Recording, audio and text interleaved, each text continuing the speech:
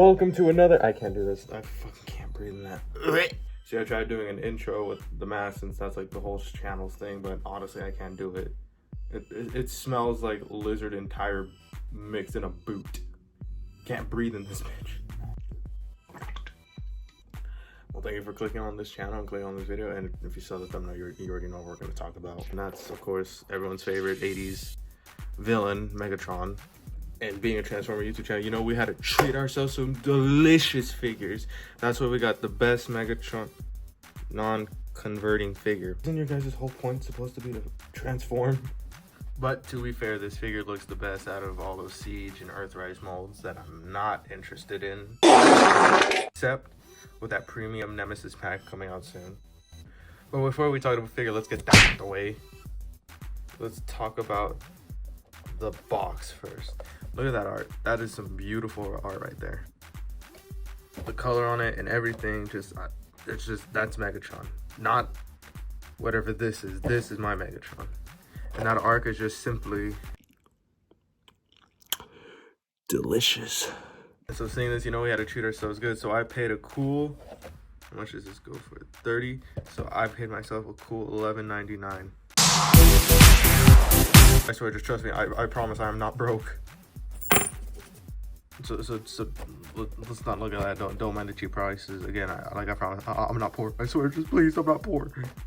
So the whole line of R.E.D, which is Robot and Enhanced Design, is figures such as Megatron, which are Transformer characters that don't transform. They're just more like action figures, like a 20th century action masters, if you will, that are figures of Transformers that don't transform.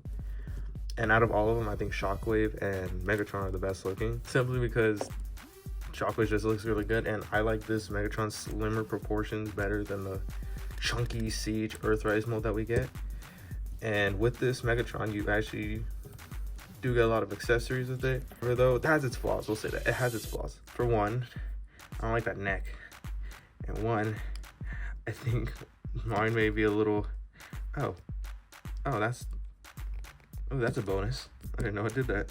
Apparently Megatron can hit that sassiness. I don't like that neck part. It just stands out to me and it's just weird. But we'll get out most of the flaws when we do the posability of this figure. But until then, let's check out the accessories. So as seen in the bag, you see you get an Energon cube, a mace, a hand that holds the Energon cube, a fist, and his pointing finger, which I actually have on right now because the poses I like putting him in. But enough about me showing you. Let me actually show you what the accessories are.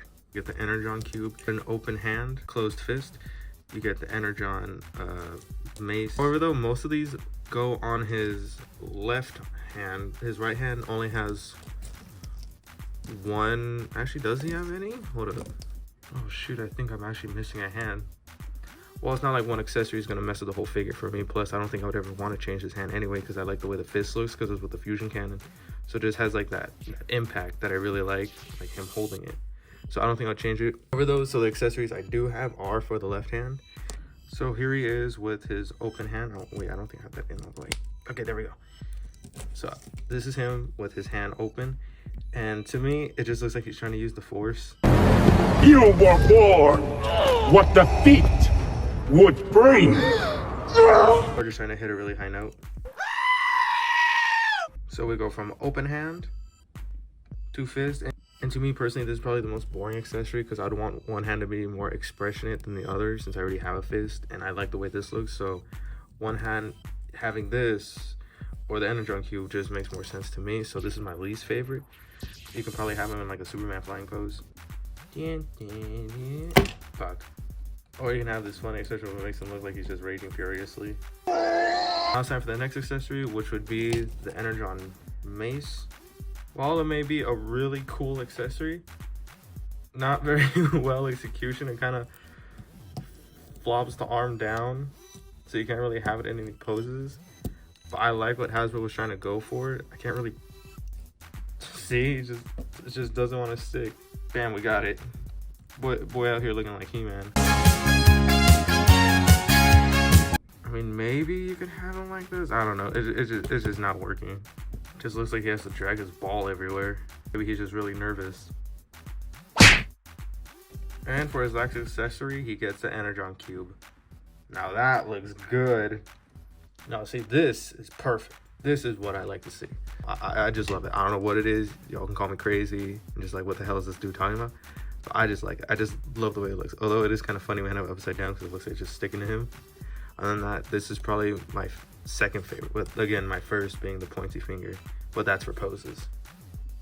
And now, before we get to the articulation where I point out where its flaws at, let's talk about its size. When I saw this Megatron at the Ross, I was expecting it to be a little bigger. That's what she said. Maybe even Siege Starscream size at least, because I'm generally not interested in the War for Cybertron mold. In hand, he felt like he was going to be the same size, but turns out he's kind of smaller. That's what she said. So now let's do some size comparisons. Here's him next to Legacy Core Class Shockwave. Next up, here's Studio 86 Buzzwords of Bumblebee Cup. Here's him next to Legacy Road Hauler. And here's him next to Legacy Evolution Voyager Class Dirge. This is definitely going to be unfair because even normal Megatron ain't this big. Studio Series 86 Commander Class Ultra Magnus, which just completely towers over Megatron. As you can see, like he barely makes like his wrist. And then just for fun, here he is next to my monster can. Now that we got all the accessories and size comparisons out of the way, we can finally talk about the figure's articulation, and this is where you can start to see some of the flaws. So he can do a full 360. He has an elbow joint. He has a wrist swivel. The same goes on this side. This is where the first problem comes in. So, for example, we'll take Dirge, and when you move his arm, he can go like that. That's beautiful. We love to see it. When you do it with Megatron, he kind of, yeah. Like, look at this. What is this? Hasbro, what is this? He has a great ab crunch. Just listen. If you're eating, just shut the fuck up and listen. Oh, we love to hear it. He also has this little barrel, making it more G1 accurate. He has these side panels here, which if we move his arm, will let him kick his leg out, which actually doesn't really do anything if you move it or not. Like, it barely does anything. He has a thigh swivel. You could bend his knee. There's no really click. And then next is his feet. You can press down, but no ankle tilt. That is how far he can kick. If you bend his leg more, then you can kind of go like that. His back kick doesn't really work a lot. And when you do this, not a very good spread. And again, head's on a swivel, a ball joint, and as we saw earlier, you can give him that sass. That's really the only articulation you get. So if it is selling for $30 at first, I definitely would have passed on it. But paying the same price as you would for like Core Class Shockwave for this, I'm really happy. This is only $12. It has its flaws, but what figure doesn't? Other than that, I still think it's a really good figure. But we love a Megatron, we really do. Other than that, sculpting, amazing. I love how screen accurate to the G1 cartoon is, because as you know, I'm kind of a G1 slut. What I suggest is others. For 12, yeah. But if you find it at retail for 30, I think it's a pass. So if I had to rate this guy out of 10, I would give him let's give him a 3.5. I think that's reasonable for being a non-transformable figure. It has its flaws, but it has its cons too. Decepticon. So to wrap up, good figure for the price I got it. I don't think I would collect any more of the R.E.D figures, unless the other one I would probably collect is Shockwave. So I'm happy with the Megatron. And that was pretty much my review on R.E.D Megatron. So again, thank you for watching.